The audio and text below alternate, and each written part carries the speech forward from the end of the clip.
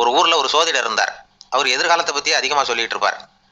அவருடைய சோதிடத்தை எப்படியாவது பொய்யாக்கி போடணும் அப்படின்னு சொல்லி 2 இளைஞர்கள் தீர்மானம் பண்ணிட்டாங்க. அதுக்காக ஒரு திட்டம் போட்டாங்க. அது குளிர்காலம். ஒரு இளைஞன் பெரிய கோட்டு ஒன்று சட்டைக்கு மேலே போட்டுக்கிட்டான். அந்த மேல் கோட்டுக்குள்ளே ஒரு புறாவை மறைச்சி வச்சுக்கிட்டான். 2 பேரும் அந்த சோதிடர் வீட்டுக்கு போகிறாங்க. அவரை பார்த்தாங்க. இதை பாருங்கள், இந்த கோட்டுக்குள்ளே ஒரு புறாவை மறைச்சி வச்சுருக்கிறோம். அந்த புறா இப்போ உயிரோடு இருக்கா, இறந்து போச்சா, இதை நீங்கள் சொல்லணும். சரியாக சொல்லிவிட்டா உங்கள் ஜோசியத்தை நம்புகிறோம் அப்படின்னாங்க. இவங்க மனசுக்குள்ளே என்ன திட்டம்னா, புறா உயிரோடு இருக்குன்னு அவர் சொல்லிவிட்டாருன்னா அப்படியே கையால் அமைக்க அதை கொண்டு விட வேண்டியது. புறா உயிரோடு இல்லைன்னு சொல்லிவிட்டாருன்னா அப்படியே உயிரோடு எடுத்து காட்டி விட வேண்டியது. இதுதான் அந்த இளைஞர்களோட திட்டம். அவர் என்ன பதில் சொன்னாலும் அவர் சொல்கிறது பொய்ன்னு நிரூபணம் பண்ணிவிடலாம்ல. இதுதான் அவங்க நம்பிக்கை.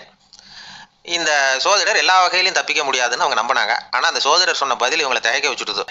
அது உங்கள் கையில் இருக்குது. அது சாகவும் இல்லை, உயிரோடவும் இல்லை.